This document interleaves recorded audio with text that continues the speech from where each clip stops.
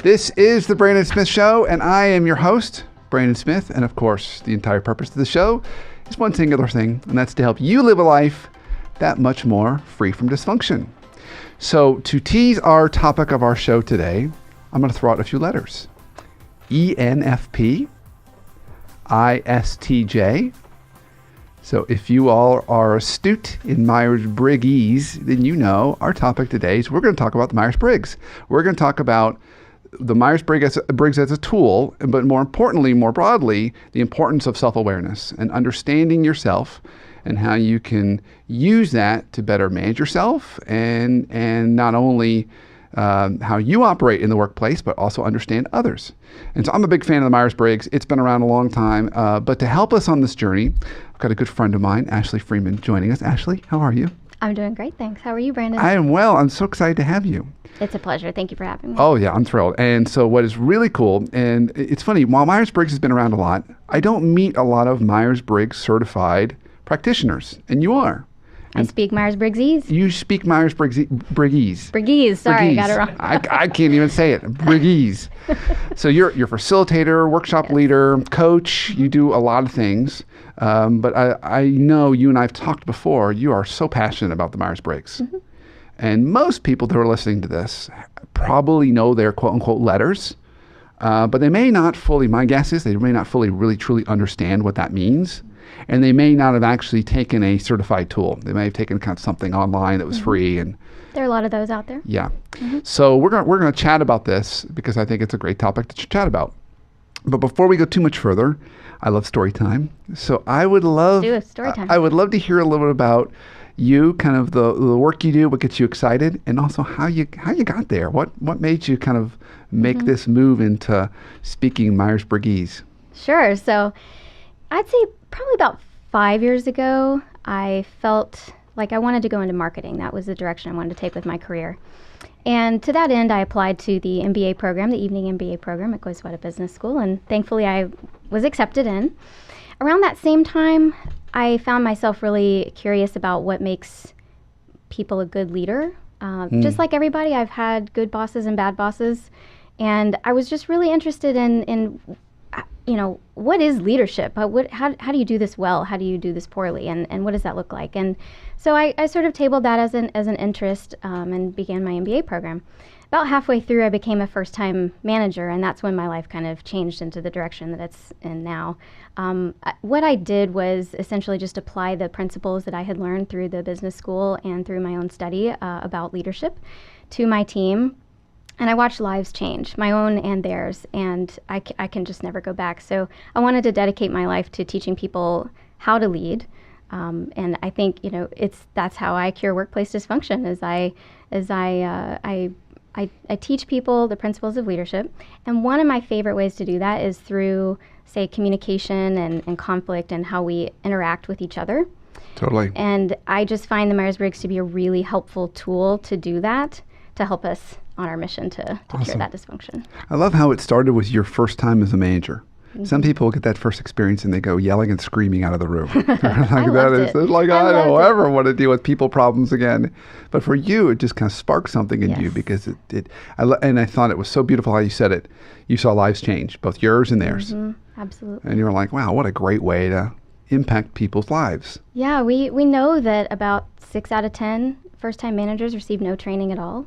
And as you can probably imagine, 6 out of 10. Yeah, it's awful. That's not cool.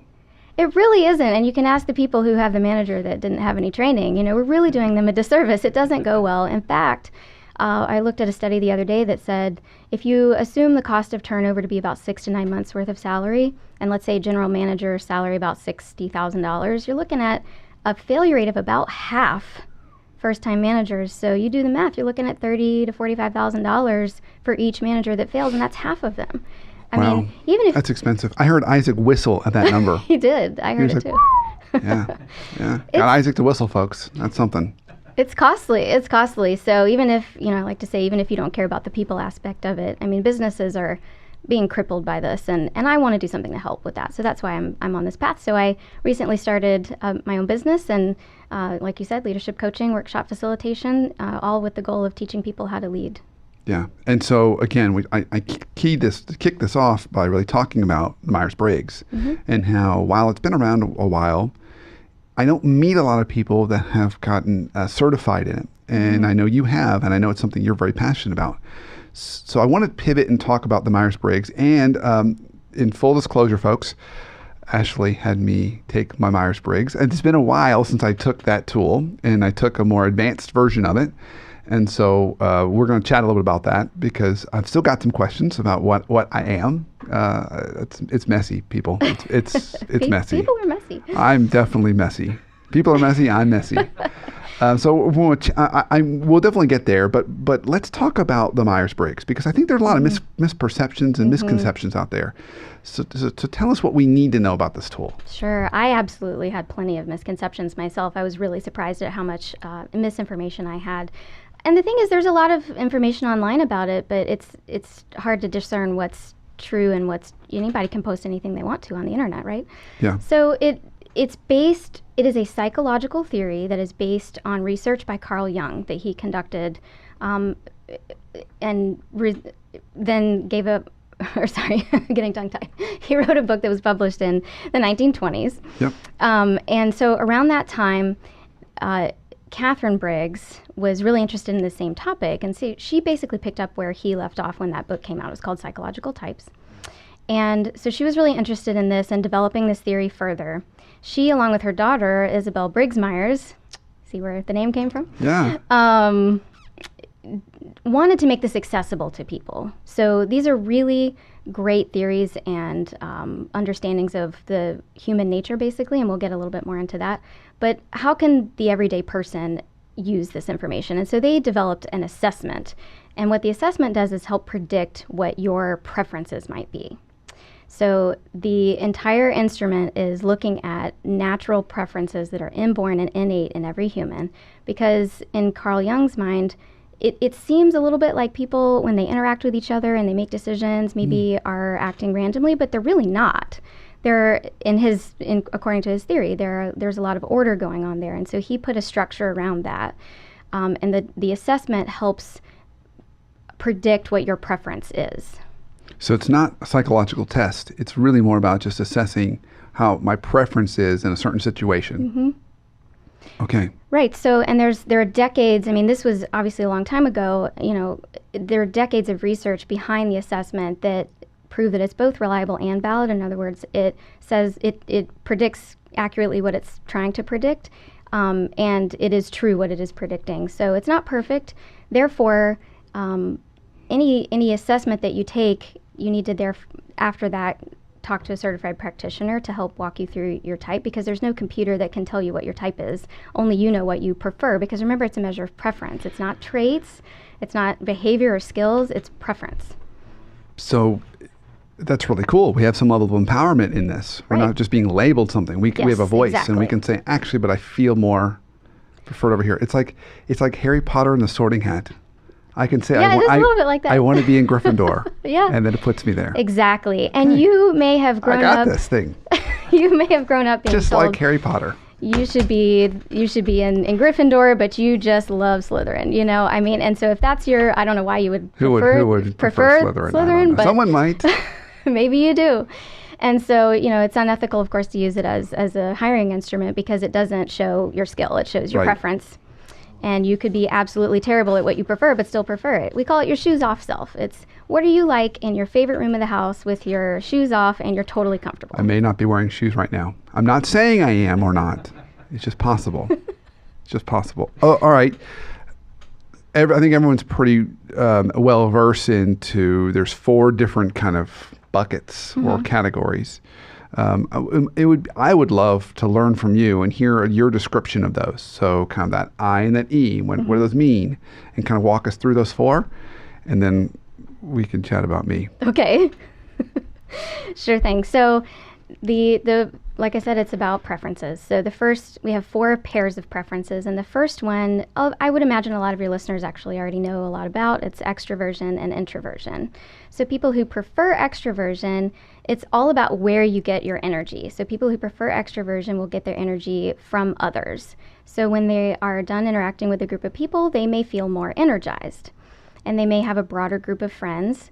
And that's not to be confused with being tired at the end of the day. We all do things hopefully during the day and are tired, but it's about how you feel after you interact with other people, especially a lot of other people. Versus those who prefer introversion may have a smaller circle of closer friends, and after interacting with a group of people, they may feel less energized because that's not where they get their energy. They get their energy from more solitary activities like journaling or thinking and by themselves. That's where they get their energy. So it's a lot about kind of where you get that energy. That's exactly what that is measuring.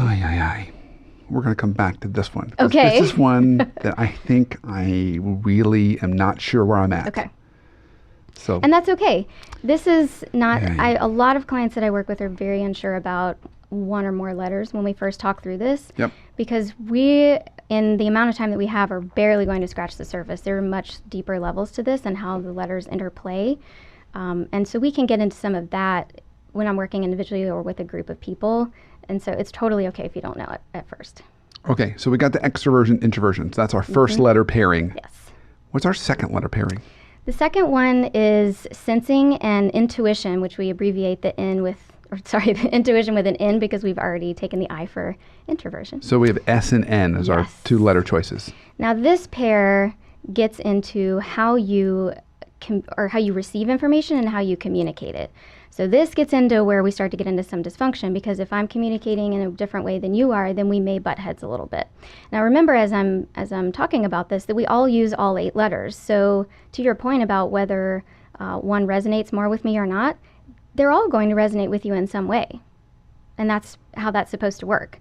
It's a little bit like if you are writing with your right hand versus your left hand, one's just going to be more comfortable for you. But you can write with your non-preferred hand if you have to, right? So the S and N, like I said, gets to how you take in information and how you communicate it. People who prefer sensing, which, by the way, are about 75% of the population. So this is most people we're talking 75% are sensing. Mm-hmm. It's true. So most people will resonate with this description, hopefully, if I have my numbers right. So tend to prefer to look at facts and data. So what's specific and what's measurable. They may tell a story in sequential order, so what they literally see and what they can measure. Whereas people who prefer introversion prefer to think about... intuition, so the N. Even I got it backwards, yes. Yes, thank you. People who prefer intuition prefer to think about bigger picture ideas. So they think about what could be possibilities and the future and connections and patterns between things. Do either of those speak to you? Oh, I got mine, folks. I know it. I got it. I'm not telling anybody. Not yet. It's a secret. Okay. It's a secret until we finish all the letters, and then I'll share what I think I am, and then I need your help on one of them. Okay. So we've got our first letter pair, which is E and I. We have our second letter pairing, which is S and N. Yes. Okay. We're about to go to our third letter pair, but Isaac's giving me the cue. It's time for a break. So we're going to take a break, folks. When we come back, we're going to continue our journey on Myers-Briggs. And I'm going to share with you what I am after taking the tool, what it suggests I am, and where I wrestle. And hopefully you'll have some thoughts as you're listening to this and saying, that's what I think I am. So we'll be right back. Stay tuned.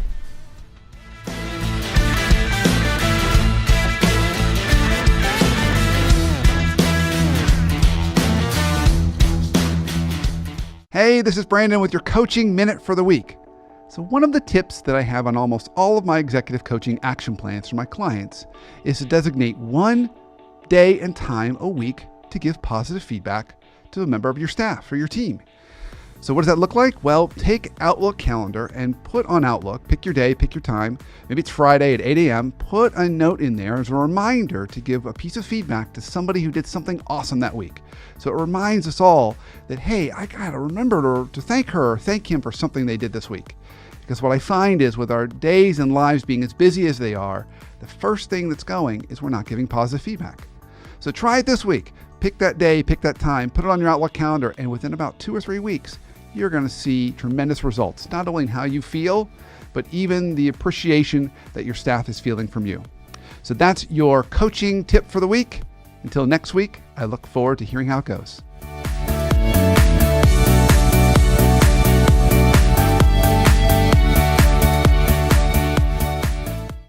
Welcome back from break. This is Brandon Smith. Of course, this is the Brandon Smith Show. And today we are talking about Myers-Briggs. And I'm sure you think you know what your letters are. So to help us on exactly what the letters mean and what our letters are is my good friend, Ashley Freeman. So Ashley, before the break, we talked about, of the 4 letter pairs, we did the first 2.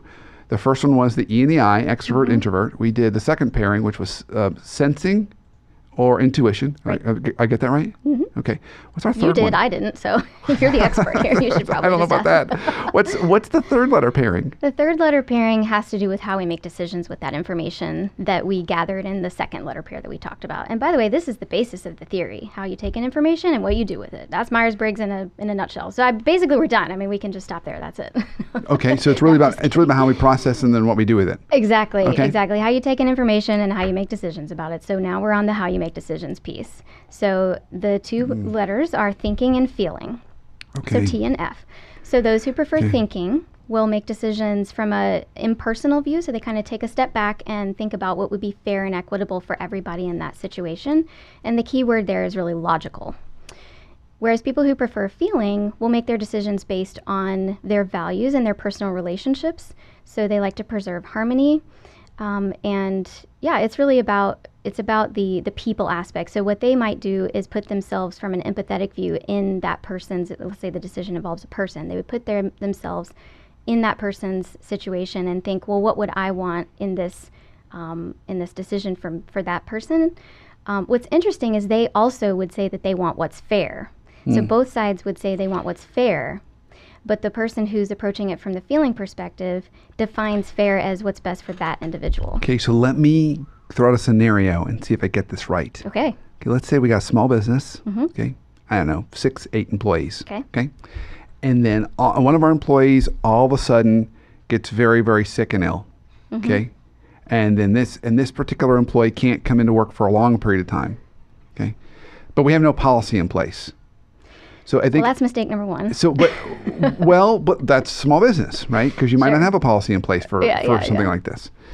So maybe this isn't a good example, but a thinking perspective might say, okay, well, we need to put a policy in place so we kind of make it fair for everybody, which means the policy might be you only get 3 months of leave or something, and then that's it. I mean, I know there's legal rules and all that stuff, folks, but I'm just, for the purposes of this example. Whereas someone who's looking at the feeling lens might say, yeah, but we really care about this person and we really want to provide her as much support or him as much support as we can while they're gone.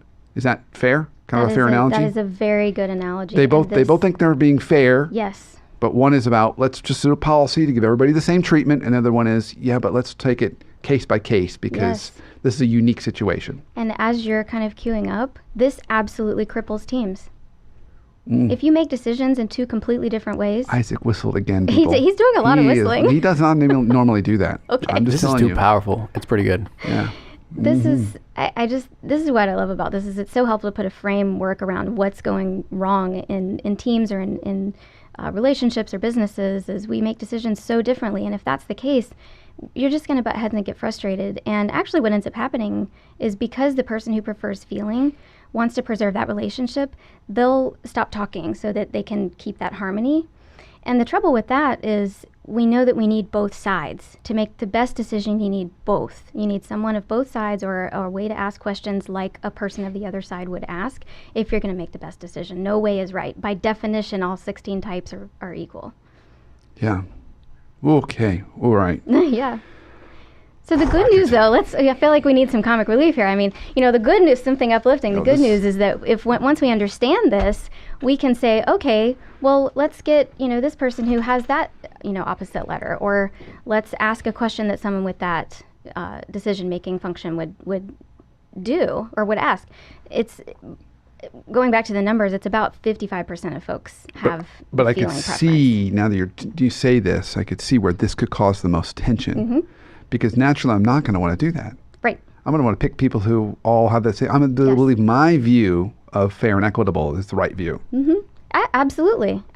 And if you're in charge, your way kind of rules. And so as leaders, we need to bring in other people into that conversation to make the best decision. And I think to be really geeky about this, where I see this play out in workplaces at like the big global scale, is that tension in workplaces and offices and companies between centralized versus decentralized. Because centralized is totally like a T kind of way of thinking. Everything's going to be the same. Everything's going to be fair and equal for everybody. Whereas decentralized is no, you're going to adjust to your particular needs of your patients, your customers, or your marketplace. Right. And you make those adjustments. You're going to have your own special thing for you because you're different. And you gave another example the other day when we were talking about this of what happens when you have all people making decisions who prefer feeling. It goes equally poorly. Oh, You need both. Oh, yeah. I got some battle wounds on that one. Some good stories. Okay, all right. So we got our 3 letter pairings. Yes. E and I, S and N, and then T and F. Right. And what's our last letter pairing? The last one is J and P, which stands for judging and perceiving. And by the way, I wouldn't focus too much on the words because they're translated from German, and so the words in themselves don't mean a lot. I have a lot of people say, "Oh, what was J again?" And I prefer to think about what does that mean. So here's what they mean. So people who prefer judging, I'm going to use an example of a deadline. People who prefer judging, if they have a deadline that's approaching, they prefer to be a little bit more scheduled and more structured and planful with that. So what they will typically do is set maybe an internal deadline that's well ahead of when it's actually due so that they can avoid that last minute stress. People who prefer judging tend to really hate last minute stress, and they do everything they can to avoid that. They'll have multiple contingency plans, and they'll make a plan up front and kind of follow that steadily throughout the process. Whereas someone who prefers perceiving, on the other hand, has a very, very different way of going about this. This is, again, what I love about this instrument is different is not inferior. This is just different. And the workplace is kind of set up to cater to those who prefer judging. So those who prefer perceiving feel a little bit constrained by a plan or a schedule or a structure. They want to be flexible and keep their options open as long as they possibly can.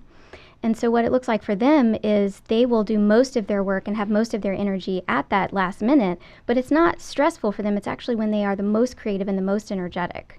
So that's actually when they do their best work, is at that end where they have to say, okay, I have all my options. It's time to pick one. Let me go with, that one. And then they do the work. They also work in bursts of energy. So if someone who prefers perceiving tries to work like someone who prefers judging, it doesn't go as well for them and they aren't as productive. And I would imagine vice versa. Exactly. So when I think about that, I think you were mentioning judging and translating from German. It almost sounded like German. So you could just replace judging to the word German. Very kind of methodical and measured and scheduled out and backup plans. And whereas perceiving is a little more, let's just kind of be more open to what comes and let's kind of adjust on the fly. And there are industries that actually are designed that way. Media is very much, I would say, is a perceiving industry. Realtors, residential in particular, very perceiving, not necessarily measured in structure, but more about kind of in that moment and how they react. Retail, sales. Right. And people who are maybe Ps are probably better suited. So there's places where you can thrive in different, whereas engineers are probably more likely to be Js because it's more of a measured kind of project management type. Sure. There are definitely careers that you'll gravitate to based on your preferences. And my team had very, very similar types because they gravitated to a specific skill set and preferences. The only thing I would add to that is we know from research that you make better decisions and you work better, have a better work product when you have people of other perspectives. So that's kind of where we get into the application of this, right? Maybe you don't have someone of an opposite preference pair on your team, but you can ask questions of what would they say if they were here, or why don't we strategically look at, I don't know if this is right for you and I'm not necessarily recommending this, but it's worth thinking about, do we bring in someone with a very different type who can help us diagnose our thoughts? Let's see if we're... That makes me so uncomfortable just hearing that. I'm like staring blankly at Ashley, probably making her really uncomfortable because I'm like, this idea sounds so good and yet I know how that's going to play out. Let's bring in someone exactly opposite from me and how I view the world. And through that discomfort, there will be a better byproduct. But yes. I mean, let's make no mistake about it, through that discomfort. It will be uncomfortable. You will talk less, there will be more conflict, and you won't enjoy each other's company. I'm not going to sugarcoat that, but you'll have a better work product. So isn't that what matters? I think that in the workplace? Yeah, totally. It does. I'm thinking of an example I've just lived through that resonates with me. All right. So you had me take this tool, okay, Myers-Briggs Yes. type indicator, MBTI. And just to be fair, it's unethical for me to make you do it. It's you volunteered. I did volunteer to do it. Okay. She did not twist my arm. He willingly. I wanted to do it. So the last time I had taken years and years and years ago, my recollection of my letters, although those that were close, was ENTJ. I have always thought that's what I am, ENTJ. So they're kind of extrovert, intuition, which is more that kind of vision thing, patterns thing, thinking, which is more logic, and then J, which is more kind of organized. When this report came back, it's a little bit different. Okay. And there's still some room where I'd like to discuss. Okay. So it came back and it says, hey, Brandon, you are an E, which is what I thought I was Drum roll. before. Well, EN. Okay, which I agree with the N. The N I agree with 100%. I'm all about the N. I'm all about patterns and vision. I'm all about the N. F, which is different.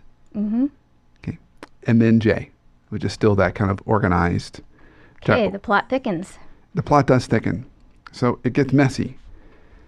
I'm not even sure where to go on the messy. So I'm going to back up. I'm going to start from the back and then work my way forward. On the J, I'm almost all, and what is really cool about the report that you've provided me is because is it the version 2?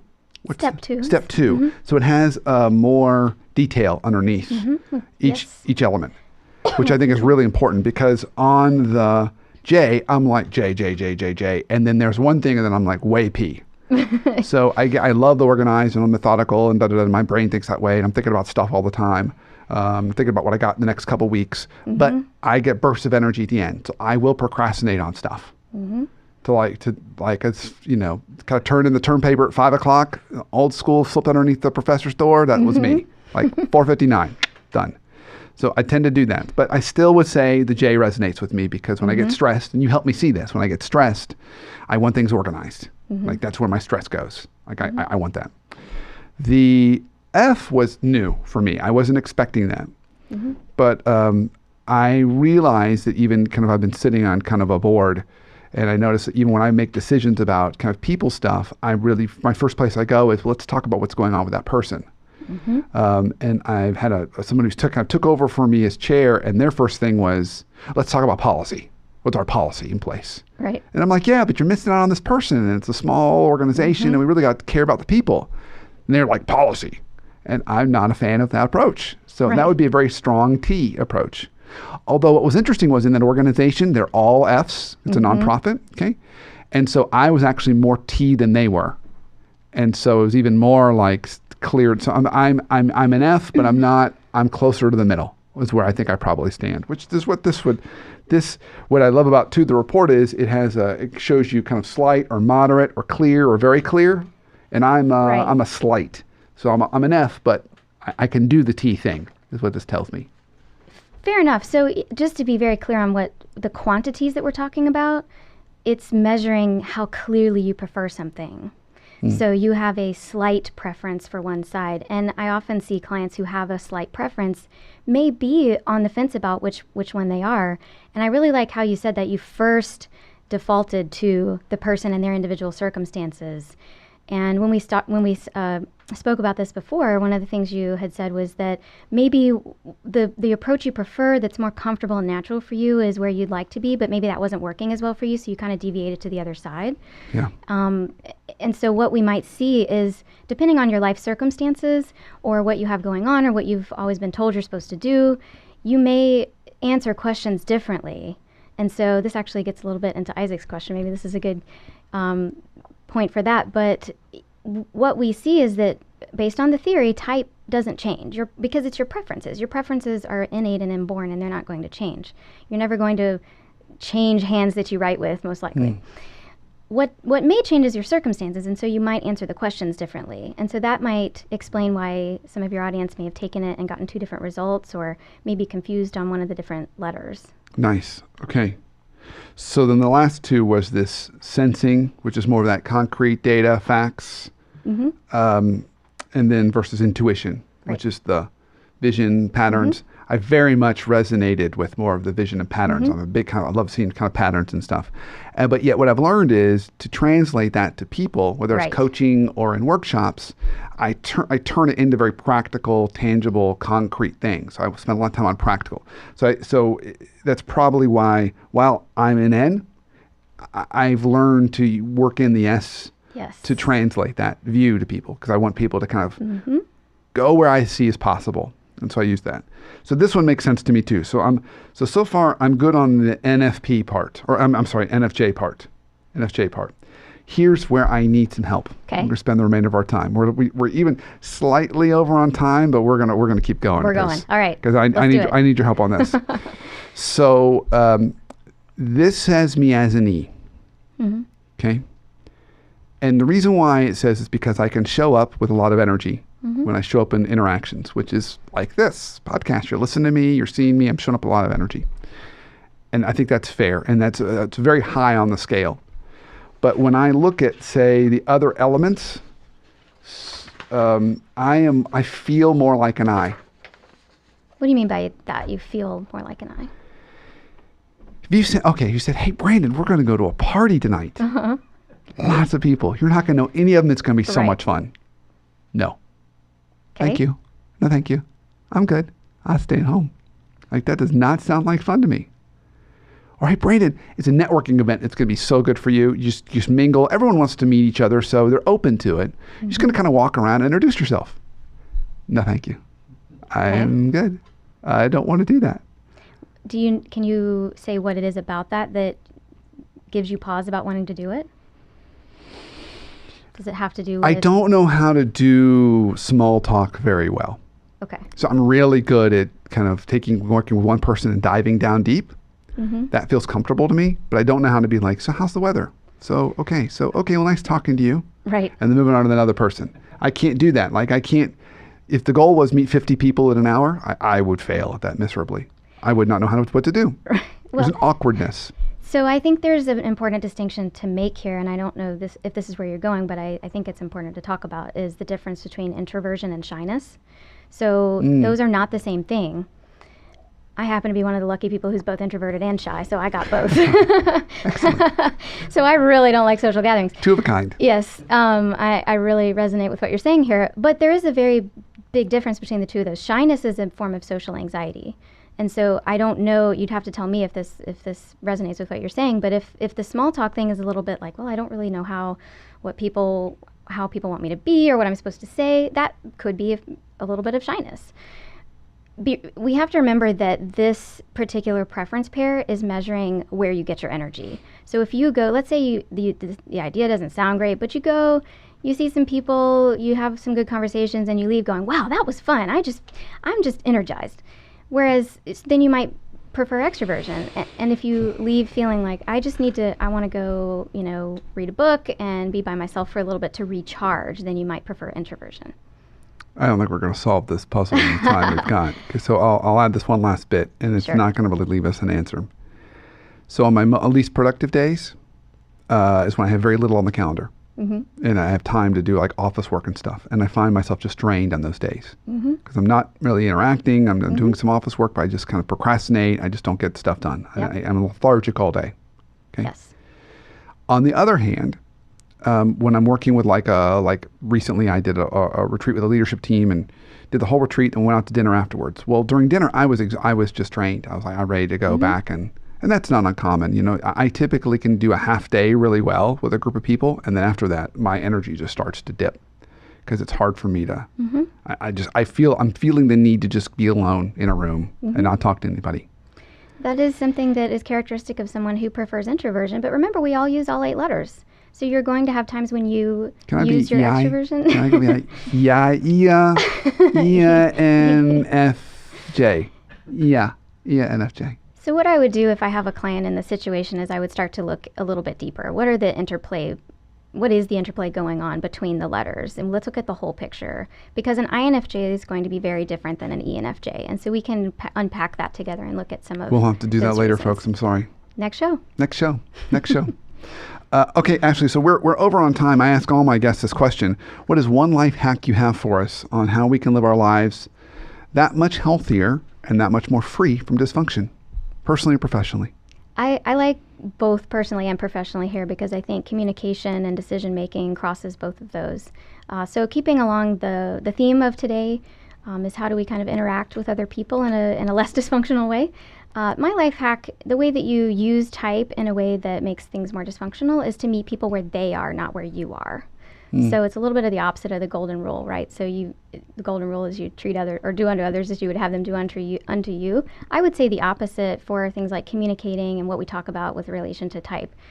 You only have control over yourself, so you can't make them meet you, but you can meet them. And so if you pick up on clues that maybe they are a bigger picture person, let's say this is your boss is a bigger picture person, maybe let go of some of the facts and talk about bigger picture with them, and then see how that goes for you. Cool. Yeah. Awesome. You're phenomenal. Thank you. You're phenomenal. Well, thank you. Everyone's phenomenal, We're folks. all phenomenal. So, All types are equal. if people want to learn more about what you're up to and even engage you to either work with them individually or work with their teams, which I highly recommend they do, where could they go? So I have a brand new, beautiful website, AshleyFreemanCoaching.com. So it's Ashley, ASHLEY, Yes. FREEMAN. Yes. .com. Coaching. AshleyFreemanCoaching.com, all one word. And I like to send people there first just because if you prefer Facebook or LinkedIn or whatever, it's all right there, and you can go, it's a one-stop shop for you to get what you need from it. Phenomenal. Yes. Phenomenal. Well, I'm looking forward to more discussion around this because still not quite sure what I am. I still wrestle with that. Although it's been so helpful for me because I've seen several situations where I thought to myself, there's that letter popping up. It's really given me a ton of insight just over the last couple of weeks. Excellent. So it's been great. And thank you for listening and watching the show. I hope you got a lot out of it and hope you got a sense of maybe where your letters are today and what they mean and how you can use those to better understand the world around you and understand those in the world around you. And so until our next show, of course, you can follow us. Catch us on Facebook.com/Brandon Smith, WPT for Workplace Therapist, or Twitter at the WP Therapist. iTunes, of course, if you're not listening, you got to download us on iTunes. And go to theworkplacetherapist.com for more resources to help you. So until next week, have a great week and an awesome life.